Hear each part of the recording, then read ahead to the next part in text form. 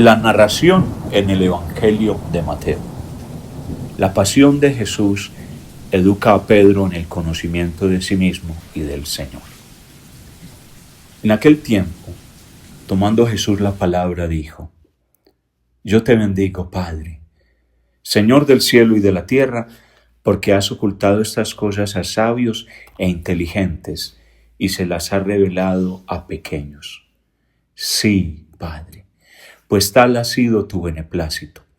Todo me ha sido entregado por mi Padre, y nadie conoce bien al Hijo sino el Padre. Ni al Padre le conoce bien nadie sino el Hijo y aquel a quien el Hijo se lo quiera revelar. Mateo 11, 25 al 27. Señor, queremos mirarte para conocer al Padre. Tú nos revelas al Padre desde la cruz. Revélanos, oh Señor, el misterio de la cruz. Haz que no le tengamos miedo. Haz que en Él conozcamos a Dios, te conozcamos a ti, Hijo del Padre, nos conozcamos a nosotros mismos, pecadores salvados. Dónanos esa chispita de inteligencia del misterio que estableciste para cada uno de nosotros. Haz que nuestra vida sea coherente con lo que nos haces conocer, y así quieres hacernos partícipes antes que conocer, hacernos amar antes que comprender. Concédenos tu Espíritu a través de tu muerte y resurrección gloriosa. Te adoramos presente entre nosotros, vivo, resucitado, glorioso en los siglos. Amén. Susto ante el misterio de la pasión. Pienso en el piloto de un avión que, después de haber recorrido a lo largo de la pista, se da cuenta finalmente de que los motores no tienen la fuerza suficiente ni la suficiente velocidad para subir. Así nos sentimos ante las meditaciones sobre la pasión. Distinto es mirar al Señor, sobre todo descubriendo de allí el conocimiento de nosotros mismos. En cambio, cuando se trata de mirar hacia Él para obtener conocimiento de Él, y esto no se puede hacer sin entrar en el misterio trinitario del Padre que nos da al Hijo, y sobre todo en el misterio de la muerte de Dios, nos encontramos sin ninguna preparación. Hans Urs von Balthasar es uno de los pocos teólogos que ha tratado a fondo el tema de la cruz. Él compara entrar en la meditación de la pasión, de la muerte de Dios y de lo que significa para el destino humano con lo que Isaías describe en el pequeño Apocalipsis: entrar en un país de muerte. Dice el profeta: pánico, olla y trampa contra ti, mirador de la tierra. Sucederá que quien escape del pánico caerá en la olla, y quien suba de la olla será preso en la trampa, porque las esclusas de lo alto han sido abiertas y se estremecen los cimientos de la tierra. Estalla la tierra, se hacen pedazos la tierra, sacudida se bambolea la tierra, vacila la tierra como un beodo, se balancea como una caña. Pesa sobre ella su rebeldía, cae y no volverá a levantarse. Aquel día castigará Yahvé al ejército de lo alto en lo alto, y a los reyes de la tierra en la tierra. Serán amontonados en montón los prisioneros en el pozo, serán encerrados en la cárcel, y al cabo de muchos días serán visitados.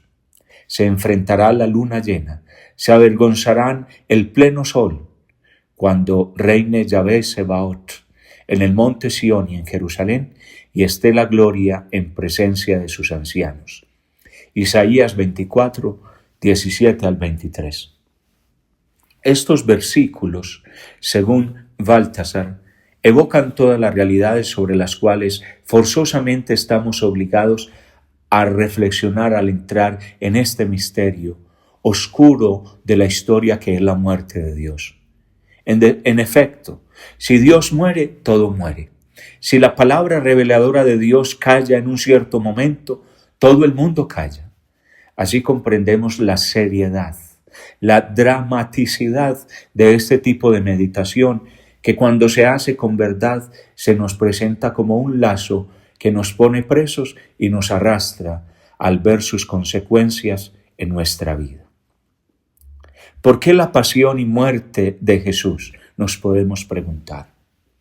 Von Balthasar empieza su reflexión con un interrogante fundamental, retomando una expresión de Gregorio Nacianceno. ¿Por qué fue derramada esta sangre? La pasión y la muerte del Hijo de Dios eran verdaderamente necesarias después de la encarnación. Sobre este punto los teólogos están divididos. ¿Acaso la pasión no está, como decían los escotistas, subordinada al fin principal, la encarnación, que es la glorificación del Padre a través del Hijo Jesús? ¿La pasión no es acaso algo accidental, algo añadido? Si rechazamos esa teoría, que no parece corresponder a los datos de la tradición, y ponemos en cambio la pasión en el centro, como término de la obra de Dios, se presenta otro problema. El pecado sería una contribución necesaria a la obra de Dios, porque no hay muerte de Jesús sin el pecado. Por tanto, si la muerte de Jesús es la finalidad, la culminación de la manifestación de Dios, entonces el pecado es necesario para esta manifestación. Algunos teólogos resuelven la dificultad al distinguir dos fines en la acción de Dios. Suárez, por ejemplo, habla de un doble motivo principal de la encarnación.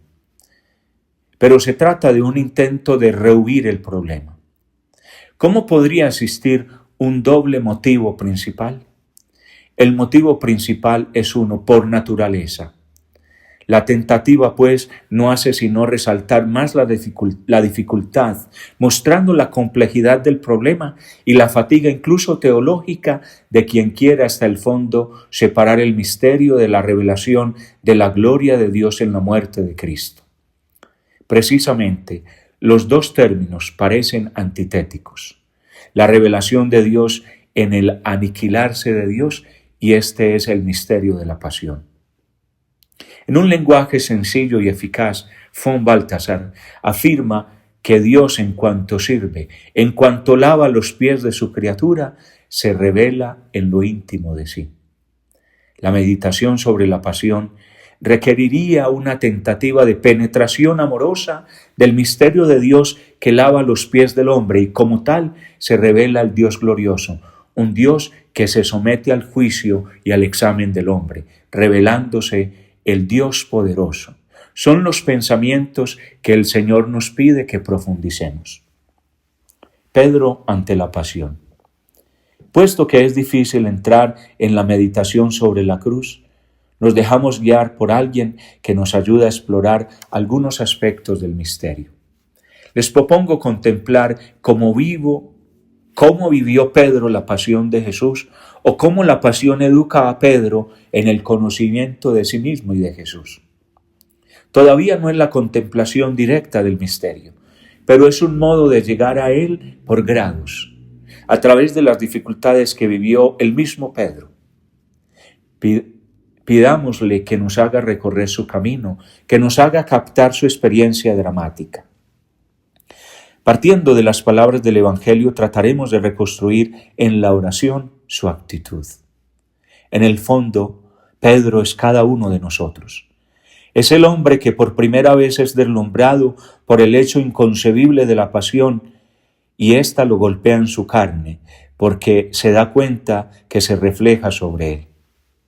Leeremos desde Mateo 14:28, Pedro sobre las aguas, hasta Mateo 26:75, el llanto final. Desde la primera presunción que se transforma en miedo y prontamente es sanada, hasta estallar el llanto en Pedro, hasta estallar en llanto de Pedro, que revela la pérdida ante Cristo sufriente de todas sus seguridades, de todo lo que él había pensado de sí y de Jesús. La presunción y el miedo. Empecemos desde el capítulo 14, verso 28 de San Mateo. Al ver a Jesús, que como un fantasma viene al encuentro de la barca sobre el mar y dice: ánimo, no tengan miedo, Pedro responde: Señor, si eres tú, manda que yo vaya a ti sobre las aguas. Es una palabra muy fuerte porque caminar sobre las aguas es propio de Yahvé. Es una característica de Dios en el Antiguo Testamento. Pedro es muy atrevido. Pedir hacer lo que hace Jesús es participar de la fuerza de Dios. Pero esto corresponde al sueño de Pedro. Siguiendo a Jesús, somos investidos de su fuerza. ¿Acaso no nos ha comunicado sus poderes de expulsar los demonios y curar a los enfermos? Por tanto, entremos en esta comunicación de poder con fe, con amor, con generosidad. Participemos en la fuerza de Dios. Jesús acepta. Y Jesús le dijo: ven. Bajó Pedro de la barca y se puso a caminar sobre las aguas y yendo hacia Jesús. Pero viendo la violencia del viento le entró miedo y como comenzara a hundirse gritó: Señor, sálvame. Al punto Jesús, tendiendo la mano, le agarró y le dice: hombre de poca fe, ¿por qué has dudado? Pedro quiere participar en la potencia de Jesús, pero no se conoce y no sabe que esta participación significa también compartir las pruebas de Jesús, dejarse transformar por el viento y por las aguas. No había pensado en tanto. Imaginaba un juego fácil y entonces, trastornado, grita.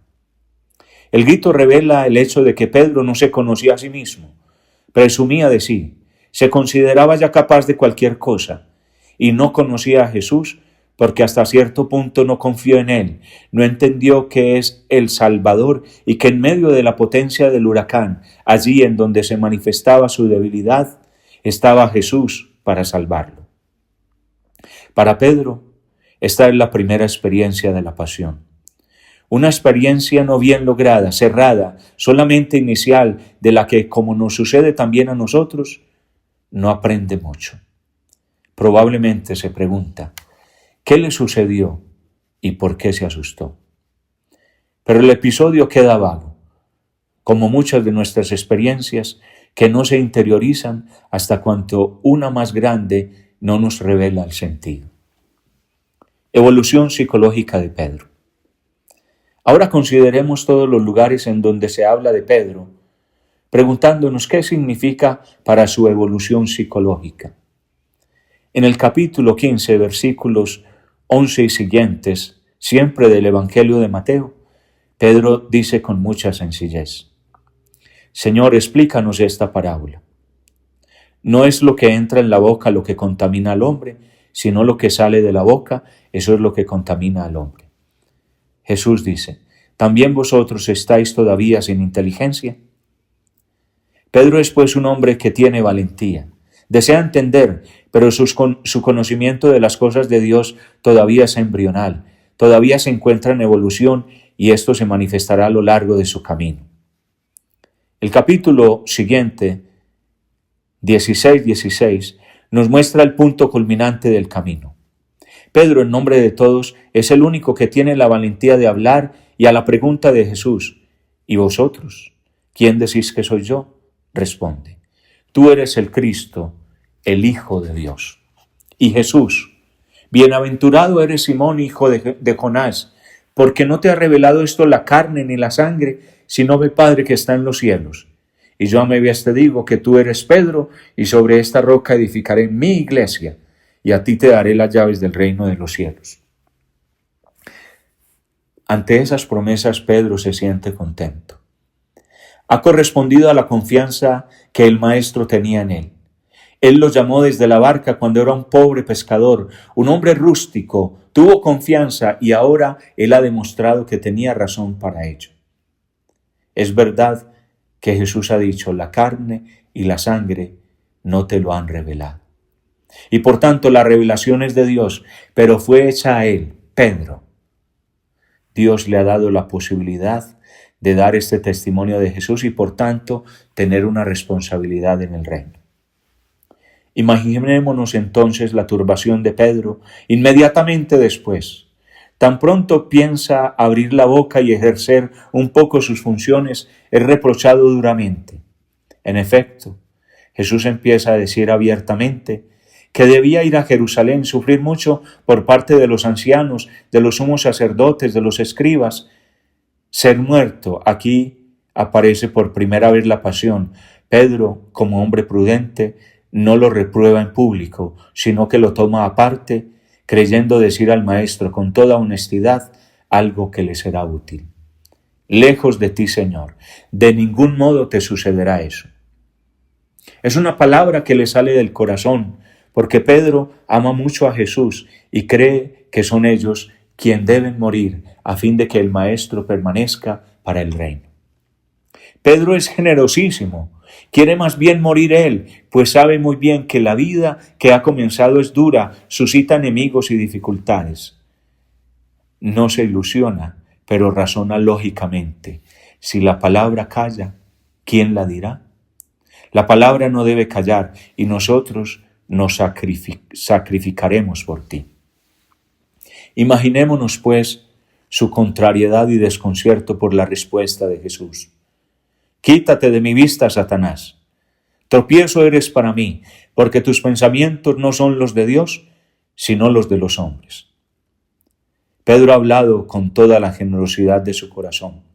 Ha hablado por el bien de Jesús y de los compañeros y es tratado de Satanás. Confundido, calla y no hace lo único que debería hacer: pedir al Señor que se explique, manifestar su perplejidad. Pero después lo tenemos nuevamente en la plena confianza del mayordomo del reino. Sobre el monte de la transfiguración, capítulo 17:4, toma la palabra y dice, Señor, es hermoso para nosotros estar aquí. Una vez más, toma la palabra por todos. Ha entendido que le corresponde a él interpretar el pensamiento común. Si quieres, haré aquí 3 tiendas, una para ti, una para Moisés y otra para Elías. Tratando de entrar en la psicología de Pedro, interpreto sus palabras, proveo yo y con magnanimidad, porque no se hace una tienda para él, pero es él quien organiza el reino de Dios. Mateo no anota, pero Lucas añade, él no sabía lo que decía. Sobre el monte estalla la alegría de Pedro de tener un puesto y de querer hacer lo posible para ser digno de la confianza depositada en él. Puesto que el reino de Dios es algo grande, hay que hacer grandes cosas. Una tienda para cada uno, que en Oriente es un gran lujo. Pedro ciertamente no reflexiona mucho. Dice lo que le viene a la mente y ni siquiera es reprochado por Jesús, mientras la escena se disuelve rápidamente. Llega la voz de lo alto. He aquí a mi Hijo, en el cual me he complacido. Tal vez Pedro hubiera podido entender que no era el caso construir tiendas, sino mirar a este Hijo, el modo de comportarse, cómo Dios lo está revelando en la gloria y en la pobreza, pero todo esto forma parte de su modo de pensar. Después, al bajar de la montaña y al acercarse a la multitud que está alrededor del lugar en donde el epiléptico no ha sido curado por los discípulos, Pedro, Santiago y Juan no se dolieron por el experimento fracasado. Tal vez Pedro, con una cierta satisfacción interna, se une a Jesús que dice, «Oh generación incrédula y perversa, ¿hasta cuándo estaré con vosotros?», pensando que ellos sí lo habrían curado, mientras que los otros discípulos de segundo grado no habían podido. Todavía hay un episodio muy interesante en el mismo capítulo, rico en simbolismo. Mateo 17, 24 al 27, el del impuesto del templo. Jesús dice, sin dar mucha importancia, echa el anzuelo, toma el primer pez y da la moneda. Me impresiona la expresión, tómala y entrégala a ellos por mí y por ti. Es hermoso este gesto de Jesús de dar una sola moneda por él y por Pedro, y parece casi una advertencia. Mira que estamos juntos, trata de fraternizar con mi destino. No pretendas tener uno distinto del mío o mirar el mío desde fuera. No sé si Pedro haya entendido la riqueza del significado de la única moneda, la delicadeza de Jesús. En efecto, lo vemos nombrado junto con los otros en el capítulo 20, versículo 24, mientras que se indigna contra los dos hijos de Zebedeo, después que su madre se acercó a Jesús pidiéndole que los dos tuvieran uno a su derecha y el otro a la izquierda. Jesús trata a la madre con mucha bondad, con paciencia, sin irritarse. Los discípulos, por el contrario, se indignan porque el puesto pedido por la madre para sus hijos lo querían ellos. Jesús exhorta: ¿sabéis que los jefes de las naciones las gobiernan como señores absolutos y los grandes oprimen con su poder? Pero no ha de ser así entre vosotros, sino que quien quiera llegar a ser grande entre vosotros será vuestro servidor, y quien quiera ser el primero entre vosotros será esclavo vuestro. De la misma manera que el Hijo del Hombre no ha venido a ser servido, sino a servir y a dar su vida como rescate por muchos. Mateo 20, 25 al 28. El texto no nos permite conocer el pensamiento de los apóstoles, pero es claro, por lo que sigue, que todavía no han entendido. El Maestro habla, pero ellos escuchan sin comprender, como nos sucede a nosotros, hasta cuando un acontecimiento imprevisto y duro nos pone en contacto con la realidad. Nos encontramos en un punto ciego. Es una situación psicológicamente muy definida. Hay verdades que no vemos. Somos ciegos o sordos. Nos las dicen, nos las repiten. Aseguramos haberlas entendido, pero no las asimilamos. Pedro está en esta línea. El drama de Pedro. Pasemos ahora a los últimos choques del drama de Pedro, a quien hemos visto muy poco preparado. Mateo 26, 31 al 35. Mientras Jesús se dirige con los apóstoles hacia el monte de los olivos, exclama: todos os escandalizaréis esta noche por mi causa. En efecto está escrito: heriré al pastor y se dispersarán las ovejas del rebaño. Es una indicación que hace entender toda la debilidad de los apóstoles. Ustedes son como las ovejas, si no está el pastor, no pueden hacer nada. Pero después de mi resurrección, iré delante de vosotros a Galilea. Entonces Pedro intervino y le dijo: aunque todos se escandalicen de ti, yo no me escandalizaré de ti. Díjole Jesús: yo te aseguro que esta misma noche, antes que el gallo cante, me habrás negado 3 veces. Dícele Pedro: aunque tenga que morir contigo, yo no te negaré. Y lo mismo dijeron todos los discípulos. Tenemos que reconocer en Pedro su honestidad y su extraordinaria generosidad. En realidad habla creyendo conocerse a sí mismo y con todo el corazón. Acaba de recibir la Eucaristía, sabe que Jesús está en peligro. No podemos pensar que hable con ligereza. Sus palabras son, entre otras cosas, muy hermosas. Si tuviese que morir contigo. Aquel contigo es esencial en la vida cristiana. Se diría que Pedro ya ha entendido el sentido de la única moneda por 2. Estoy contigo, Señor, en la vida y en la muerte. ¿Cuántas veces también nosotros lo hemos repetido? Pedro pronuncia una palabra exactísima, sincera, pero Jesús no ha dicho: me negaréis, sino os escandalizaréis. Según la expresión bíblica, encontraréis una piedra imprevista. El escándalo es un obstáculo imprevisto que hace de trampa. Para los discípulos será la imprevista desviación entre la línea que tenían de Dios y la que se revelará en la noche. El Dios de Israel, el grande, el todopoderoso, el vencedor de los enemigos, el Dios que no abandonará nunca a Jesús, es la idea de Dios que han aprendido del Antiguo Testamento. Jesús les advierte que no sabrán nunca resistir a la desviación entre lo que piensan y lo que sucederá. Pedro no acepta para sí la advertencia, cree conocer al Señor plenamente, ha aceptado el reproche anterior, ha comprendido que debe siempre confiar en Jesús, por tanto va hasta el fondo, o por lo menos trata de ir hasta el fondo. Aunque tenga que morir contigo, yo no te negaré. No solamente es presunción de conocerse, sino que es un error. Él cree tener la idea justa de Dios, cuando en realidad no la tiene, porque nadie tiene la verdadera idea de Dios si no ha conocido al crucificado.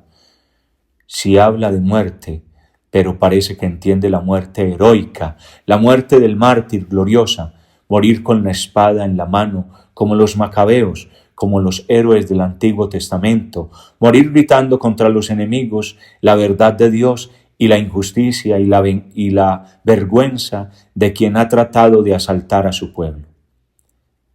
Hasta aquí llega Pedro, pero no acepta morir humillado, en silencio, objeto de la pública vergüenza. Leamos desde el trozo siguiente, Mateo 26, 37 al 56. Tomando consigo a Pedro y a los 2 hijos de Zebedeo, comenzó a sentir tristeza y angustia. Entonces les dice: mi alma está triste hasta el punto de morir. Quedaos aquí y velad conmigo. Y adelantándose un poco, cayó rostro en tierra y suplicaba así: Padre mío, si es posible, que pase de mí esta copa, pero no sea como yo quiero, sino como quieras tú. Viene entonces donde los discípulos y los encuentra dormidos y dice a Pedro: ¿con que no habéis podido velar una hora conmigo? Parece imposible que Pedro tuviese tanto sueño después de acontecimientos tan excitantes como los ocurridos en la tarde después de la Eucaristía, después de las palabras del Maestro. Habría oído, como todos, que en la ciudad se corría, se tramaba, había voces y reuniones. Ninguno de nosotros se abandona al sueño en tales ocasiones, más bien nos dejamos llevar del nerviosismo y no podemos dormir. En el sueño de Pedro hay probablemente el disgusto psicológico de una condición inaceptable como la de Jesús en el huerto. Poco antes había dicho: moriré contigo, iremos juntos a una muerte heroica, cantando contra el enemigo. En cambio, Jesús tiene miedo y comete el error de revelarse, de mostrar su verdad que los otros no están preparados para recibir. Así comienza el escándalo ante un hombre que tiene miedo, que se asusta. De ahí la desorientación y el deseo de no pensar en eso, como nos sucede a todos nosotros con ciertos sufrimientos de amigos, de personas queridas que no tenemos la fuerza de compartir. Entonces obra en la psiquis una poderosísima fuerza de anulación, el desánimo de quien ya no sabe qué hacer. Bastó a Pedro que Jesús se revelase auténtico y no fuese una vez más el Maestro en el que se apoyaban, el que tenía siempre la palabra justa, sino un hombre como los demás, un amigo por consolar, para empezar a escandalizarse y a no entender. Los ojos estaban cargados, dice el Evangelio. La expresión trae a la mente un estado de enceguecimiento interior, de confusión mental que invade el espíritu y lo hace pesado, turbio, ofuscado. Jesús tiene que orar solo y cada vez que despierta a los discípulos causa un impacto. Ven su cara asustada y angustiada y empiezan a aparecer la duda. ¿Es realmente el Mesías? ¿Cómo puede Dios manifestarse en un hombre tan pobre? Jesús que se humilla, que se convierte en un andrajo, que camina tambaleándose, los desconcierta cada vez más. Resquebraja su castillo de fuerzas mentales, su idea de cómo Dios debe manifestarse y debe salvar un hombre que le es fiel, que es su Cristo. El titubear interior de Pedro llega al derrumbamiento cuando Judas, uno de los 12, acompañado de un grupo numeroso con espadas y palos, se acerca a Jesús y lo besa. Jesús no reacciona, solamente dice: amigo, para esto estás aquí. Luego es arrestado. Entonces, aquellos se adelantaron, echaron mano a Jesús y le prendieron. En esto, uno de los que estaban con Jesús, echó mano a su espada, la sacó e hiriendo al siervo del sumo sacerdote, le llevó la oreja. Es decir, Pedro hace el último intento para morir como héroe. Ante la multitud de la gente, su acto es indudablemente desesperado, pero valiente. El último golpe a su demasiada mezquina seguridad, que ha buscado todavía un desquite, es la palabra de Jesús. Mete la espada en la vaina. Jesús desautoriza públicamente a Pedro, que ya no entiende nada y se pregunta por qué el Señor los ha llamado a seguirlo, si precisamente quería morir. Más aún, cuando parece que Jesús quiere dialogar con sus adversarios. Como contra un salteador habéis salido a prenderme con espadas y palos. Todos los días me sentaba en el templo para enseñar y no me detuvisteis. Pero todo esto ha sucedido para que se cumplan las escrituras de los profetas. Si nosotros no podemos echar mano a la espada, se pregunta Pedro, ¿por qué no vienen esas famosas legiones de ángeles?